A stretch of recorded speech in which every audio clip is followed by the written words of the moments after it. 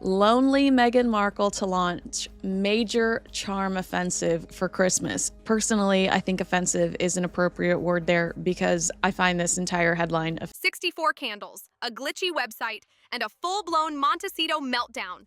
Meghan Markle's dream of owning the luxury lifestyle scene just went up in flames.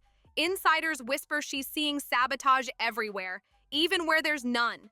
She truly believed this candle drop was her big comeback moment, her chance to scream, "I'm back!" in the world of high-end living. For weeks, she teased fans with golden labels, soft glow kitchen shots, and that everything smells rich vibe. American Riviera Orchard was supposed to be her shiny reset, but once the orders shipped, the internet did what it does best: chaos. When Meghan spotted Highgrove's Christmas candles trending, something cracked. People close to her say she didn't pause or breathe. She went straight into detective mode, fueled by caffeine and pure emotion. Witnesses claim she stormed around her Montecito kitchen, convinced the palace had plotted the whole thing to embarrass her. Her staff said she scrolled furiously through posts, face tight with anger, like she was building a case in court. Every new Highgrove unboxing made her more sure she was being targeted. The questions came fast and sharp. Why now?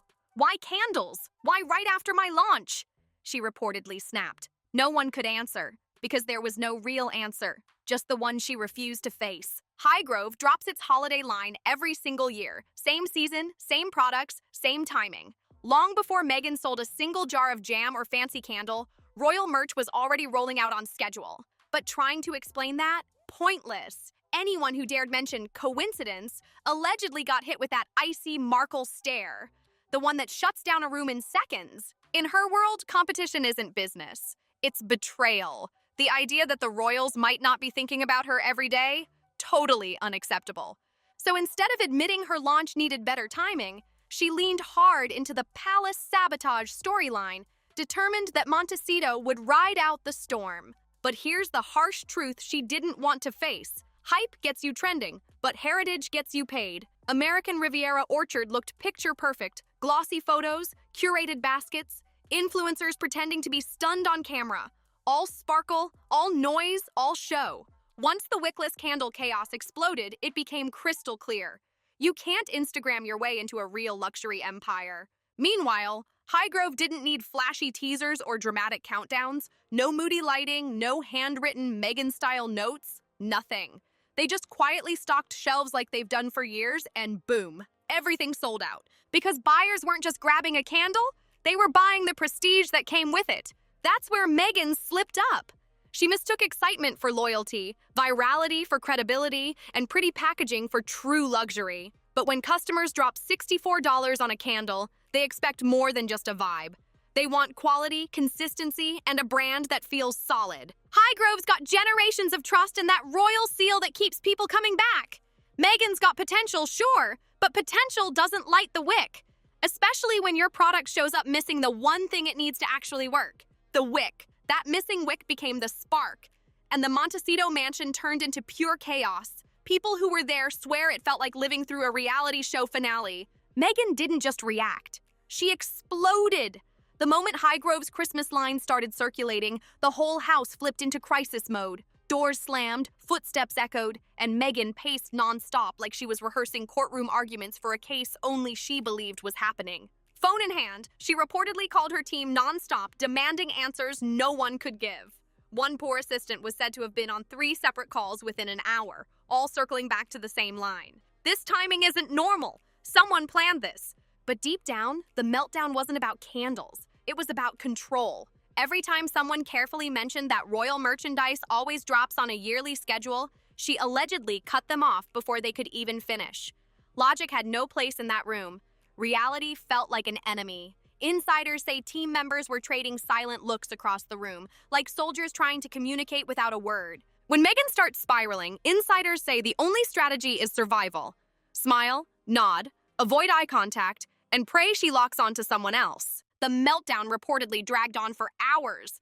And it wasn't dramatic in a movie star kind of way. It was dramatic in a "how did candles start World War III" kind of way. By the time she finally cooled down, the staff were emotionally wrecked, and it was only midweek. Behind those flawless Instagram shots and polished promo clips, there was one thing Meghan couldn't hide: the numbers. American Riviera Orchard never released official sales data, and insiders claim that was on purpose. The gap between what Meghan thought she launched and how the market actually reacted was massive.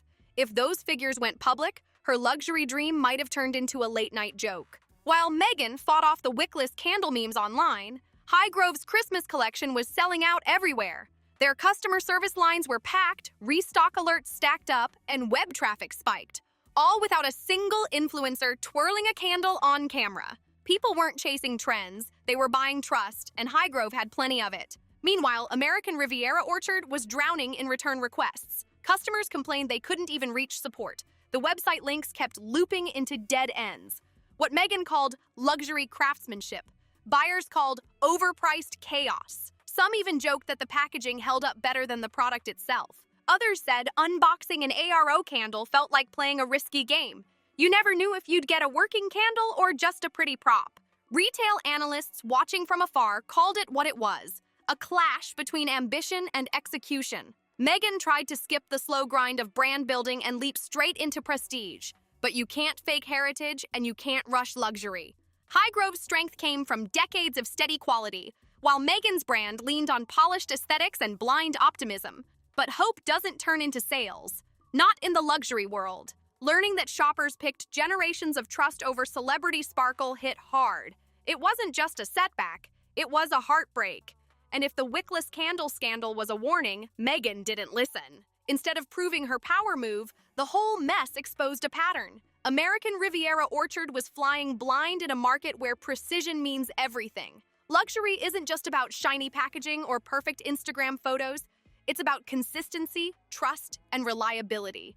And those were nowhere to be found. Sources close to Montecito painted a messy picture, repeated slip-ups that would make any retail pro cringe. Jars of jam allegedly arrived with textures that didn't even qualify as jam.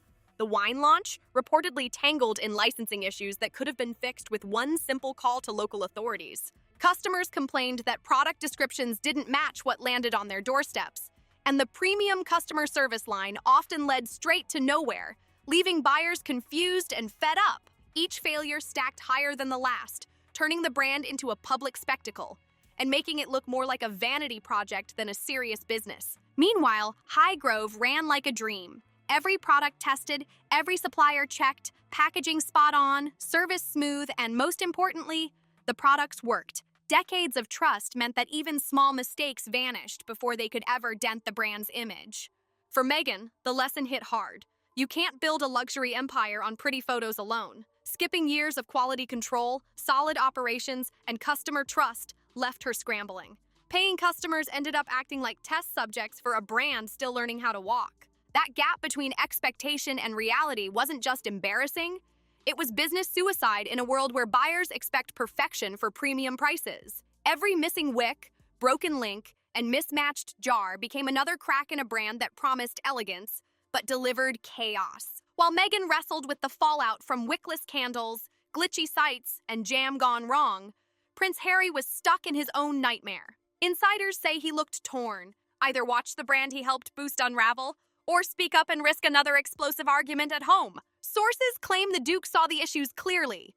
Overpriced candles, missing wicks, jam that didn't pass inspection, and customer service that barely functioned. He knew these weren't small hiccups. They were signs of a failing system. And deep down, he understood what Meghan didn't want to hear. Royal brands thrive not on noise or fame, but on trust, structure, and consistency. Watching Meghan steer American Riviera Orchard is like watching a slow-motion masterclass in self-sabotage. Instead of studying the market, learning from mistakes, or building a solid system, she reportedly doubled down on drama and personal grudges. Sources inside Montecito describe a brand strategy fueled not by product excellence, but by constant victimhood. Every slip-up, from wickless candles to jam fiascos, becomes proof of sabotage instead of a chance to improve. Competitors, especially royal merch lines, aren't seen as rivals. They're painted as enemies. Even customers who pick other brands supposedly get viewed as part of some grand conspiracy. Insiders claim this blame-heavy mindset has poisoned the workplace. Team members who dare point out problems allegedly get ignored, sidelined, or frozen out completely. Meetings reportedly spiral into echo chambers where validating Meghan's Their all against me story matters more than finding real fixes. The result? A vicious loop. Big launches, public failures, more blame, and zero growth. The brand doesn't improve. It just keeps spinning deeper into chaos. From a business angle, this is fatal for any luxury brand. Customers don't buy chaos or emotions. They buy trust, reliability, and confidence that what they pay for will actually deliver. No amount of social media hype, celebrity name-dropping, or glossy imagery can cover up a broken strategy. Yet insiders say Meghan keeps leaning into the story that she's being sabotaged by the royal family, as if centuries of tradition and brand heritage were plotting against her instead of just doing what they've always done. The irony, sources note, is harsh. American Riviera Orchard could have used Meghan's platform, resources, and royal connections to build something real, something lasting. Instead, it's turned into a cautionary tale, a brand driven by emotion instead of strategy, by complaints instead of corrections, and by image instead of results. And if Meghan believed her celebrity network would save her brand, reality's hitting hard. Insiders whisper that Hollywood's elite, once eager to support her, are quietly backing away. They're tired of the constant chaos, the endless drama, and the storm that seems to follow every single launch. Every candle drop, jam mishap, or wine mix-up has turned into a full-blown drama. What should have been simple product launches keep spiraling into scenes of blame and conspiracy. Instead of talking about the brand, Hollywood insiders are stuck tiptoeing around royal politics disguised as marketing. The Kris Jenner birthday party incident reportedly became a major wake-up call. What should have been a chill networking moment turned messy fast when Meghan's behavior allegedly stole the spotlight, sparking tension and fueling tabloid gossip.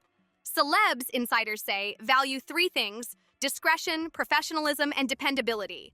They want brand deals that elevate their image, not ones that drag them into family feuds. But Meghan's projects, now said to be driven by paranoia and ego, offer the exact opposite. Even Netflix, the Sussex's biggest entertainment ally, is reportedly losing patience. The streaming giant poured serious money into their content, expecting polished, on-time projects. Instead, they're said to be quietly frustrated behind the scenes, realizing the royal glam partnership hasn't delivered what they were promised. Instead of smooth sailing, Netflix have reportedly been forced to juggle non-stop drama that keeps stealing the spotlight. The focus keeps drifting from the actual shows to Meghan's personal story, killing audience engagement and slashing returns on that huge investment. And just when it seemed American Riviera Orchard couldn't trip any harder, Meghan allegedly made what insiders are calling a strategic disaster. Her new Netflix release dropped on December 3rd, just days before Catherine, Princess of Wales, aired her beloved Christmas special at Westminster Abbey. Sources say that move wasn't bold competition. It was a rookie mistake. Catherine's annual special is a holiday staple, pulling in millions who tune in for family warmth and festive tradition. By scheduling her release right before that event, Meghan practically guaranteed her project would be buried under royal holiday buzz. Executives reportedly cringed as the numbers came in. Netflix had poured serious money into promoting Sussex content, only to watch it get instantly overshadowed by a royal classic. Executives reportedly expected a sharp, strategic rollout that would grab attention.